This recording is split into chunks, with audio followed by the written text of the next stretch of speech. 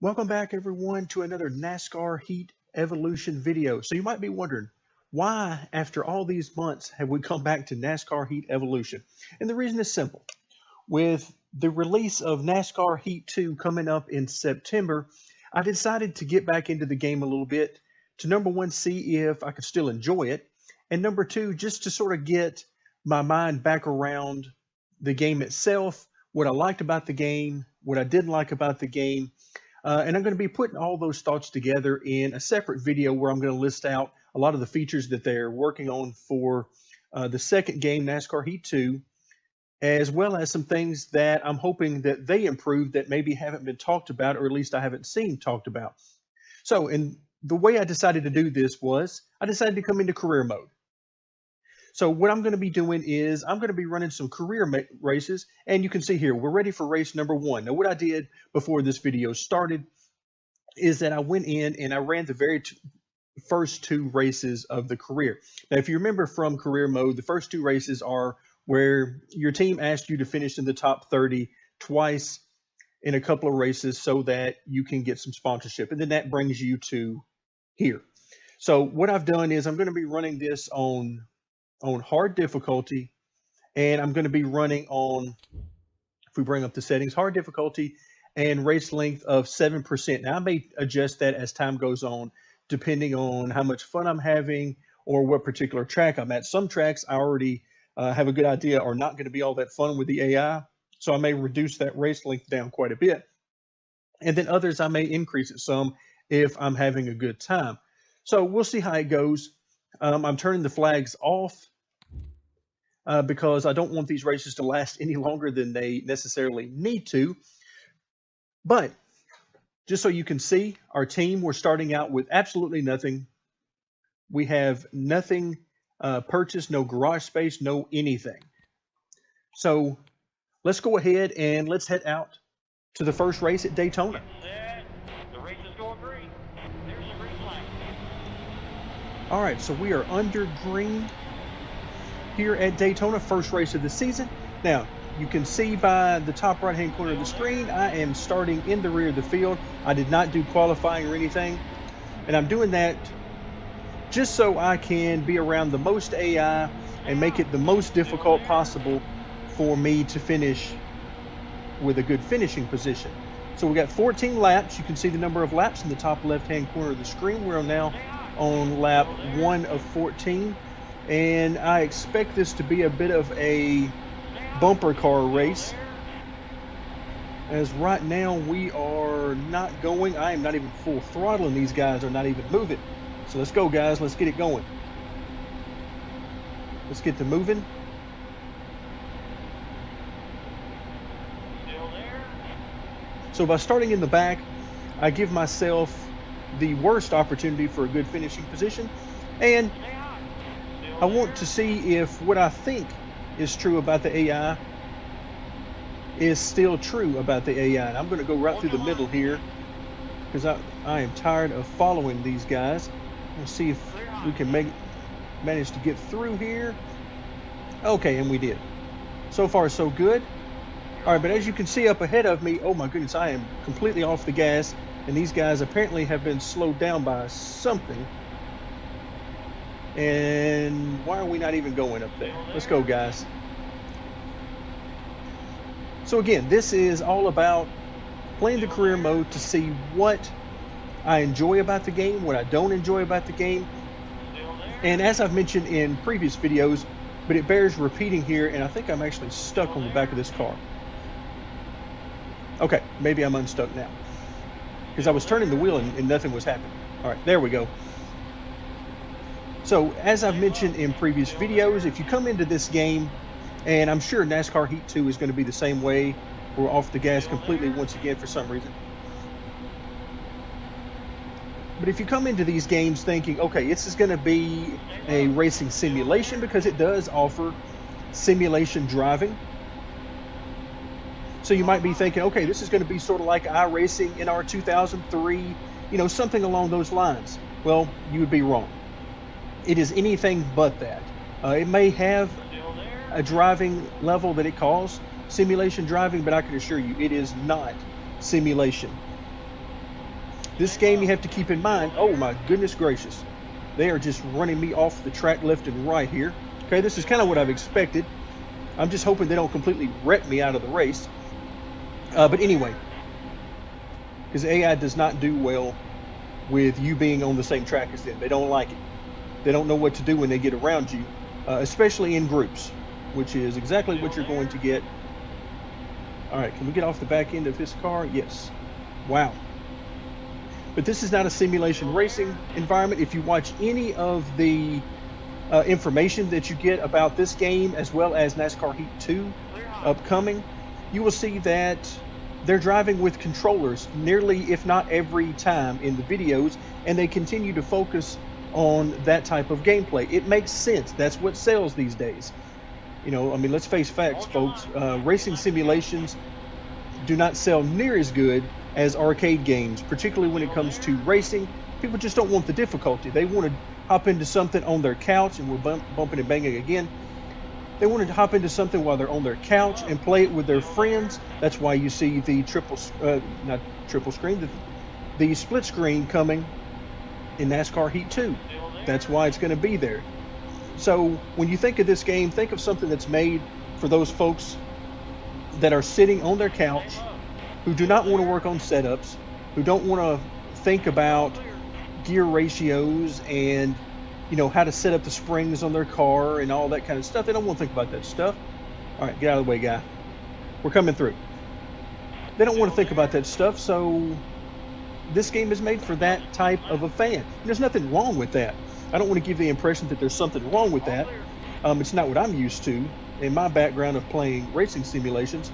But right now, this is basically your only choice if you want to play NASCAR with any level of detail without getting into iRacing.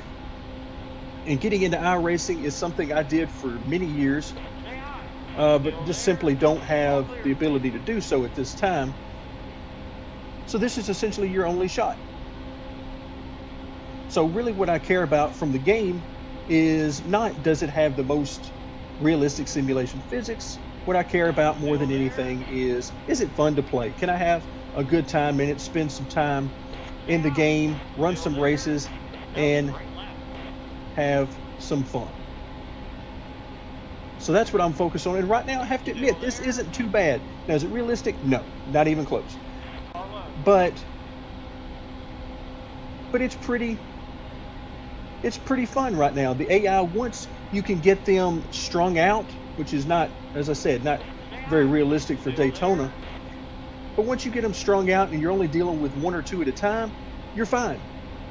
But whenever you get them at the beginning of a race or on a restart or something, you get them all clumped together, they don't know what to do. They don't know how to behave. And all right, you can see right now, this is one of the reasons why I wanted to have a little bit longer race. I didn't want to stick with the standard, maybe 2%, 3% length of a race, because if I'm going to be coming from the back, I need a little bit of time to do something.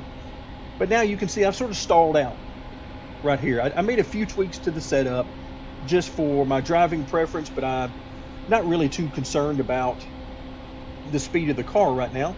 Again, this is all about fun. And right now, I can get a run on these guys, and I'm sure I'm going to be able to pass them, particularly if I stop talking so much and actually pay attention to what I'm doing. But right now, you can see I've sort of stalled out a little bit around the 20th position. All right, is this guy going to stay in the upper groove? Yes, he is. All right. We're going to go low here and see if we can't get around these guys. All right, let's see if we can go ahead and pass Kyle Larson. We may not have the speed to do so. All clear.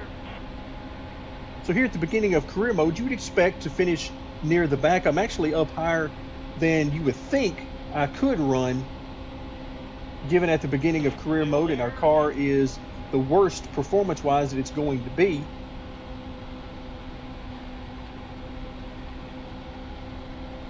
Still there. So right now, yeah, he's hanging with me on the outside there. Still there. But we're about halfway up through the field. And that's actually, Stay low. that's pretty good. Whoa, get down on the apron a little bit there. That's actually pretty good. A little bit better than I was expecting. It's been a while since I played this game. Still there. so I wasn't expecting a whole lot. 5 laps to go. All right, 5 laps Still remaining there. in the race, and right now we're still running in the 21st position, and we are running down the guys in front of us, but Kyle Larson is staying right with me on the outside. That's one thing I do like about the game. If you remember from NASCAR 2003, it would be a lot more difficult for the AI to hang with you on the outside. The AI did not like using the outside. They would only use it if forced to do so. But in this game, they seem to care a little bit less about that and seem to use the track a little bit more. Now, for the most part, they're still going to use the bottom, but whenever they use the top, they don't seem to be all that bothered by it.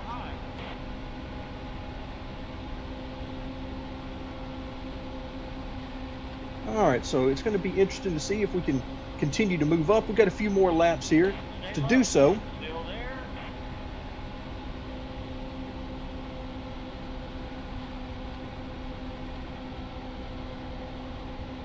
Clear high. All right, so we're now finally clear.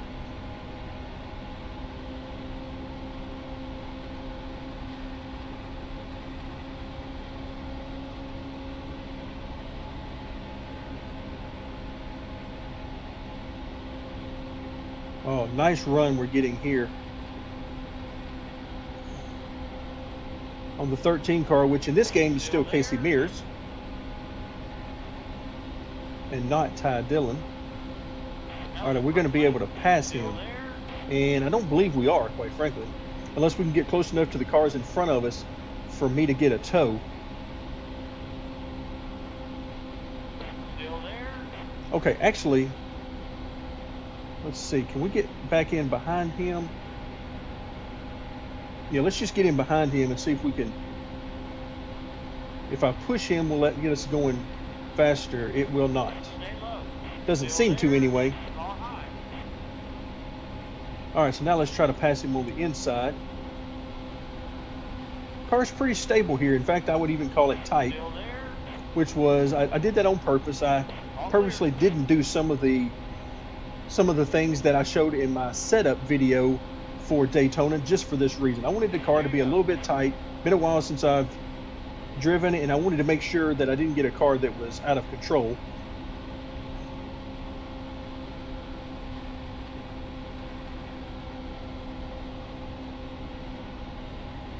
Combine that with the fact that we are in career mode with the worst performing car that we could have.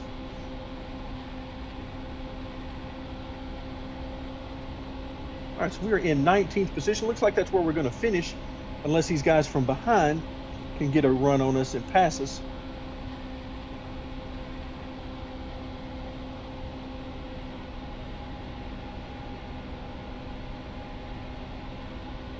Well, I tell you, if the developers could get some good physics together, some good fun racing for Daytona and Talladega, then you would see a lot of online racing at those two tracks if it's a lot of fun. But it's got to be a lot of fun, and of course the netcode has got to be there so that you can actually run those tracks without having to worry too much about latency and cars warping around all over the place, because nothing ruins a online race quicker than all the warping around, unless of course we're talking about records. All right, so we're coming out of turn 3 and 4, final lap, and it looks like, I mean, we've pretty much, 19th is about what we were going to get. I mean, if you gave me another 10 laps, we might be able to catch the guy in front of us. That's worth a few points. But for the most part, 19th is pretty much what we had in the car. Now, the speed rating I don't care about. That's not important. It was fun. It was fun. Once we got out of that, once we got them all strung out, then this was a pretty fun race to have. So, all right, so we finished 19th. Let's see what that does for us on our winnings. We got $64, almost $6,500 for the finishing position. Then our sponsor gave us 5, so we're up to 11, roughly 11.5 in winnings for the race. That should enable us to get our garage and it will put us 19th in points to start out the season. So not a bad start. Overall, I have to admit, I enjoyed it. So we're going to go ahead and finish this race and head back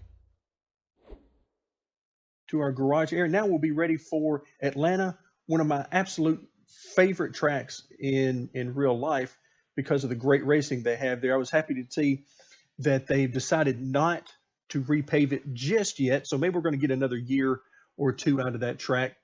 All right, so let's see. We've got $11,492. Let's go ahead and purchase that garage space, which is going to leave us with basically no money. But